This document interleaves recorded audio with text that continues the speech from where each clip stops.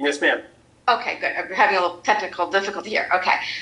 So I'm in Florida. I've spent 11 years working with endangered species. This is my statement to the BLM and U.S. Fish and Wildlife about drilling at ANWR, September 2021. Can't believe we're doing this again. Just a few days ago, the House panel had passed a ban on drilling at ANWR with measures to restore full protection.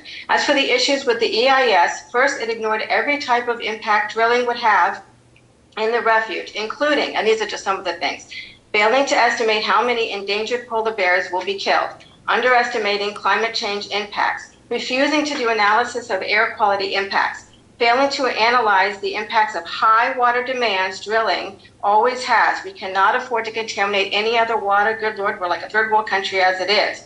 Overlooking the high probability or guarantee that there will be another disastrous spill. Let's not forget BP.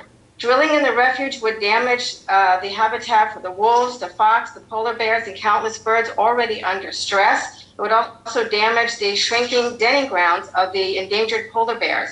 The sea ice melts cause the mother polar bears to come ashore to give birth and raise her cubs.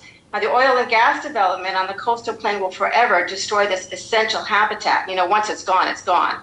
2/3 of Americans, and probably more than that, as you've heard, oppose drilling in ANWR. And let me tell you, we are going to show that opposition next time we vote.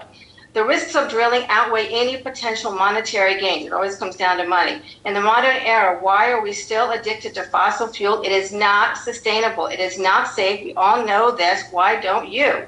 The financial risks are so clear, all major banks in the US and Canada and around the world said they will no longer fund any new oil and gas development in the refuge. The banks know it, major oil companies know it. Why doesn't the BLM and the Department of Interior know this? Well, they do.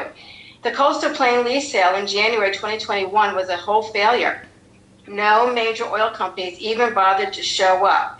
6 major international insurance companies have said that they will not insure projects related to oil and gas exploration or drilling in ANWR.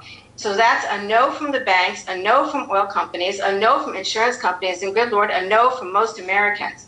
What is really driving this push, it probably comes down to money. Enough already. We, the American people, say no drilling in ANWR, period, no.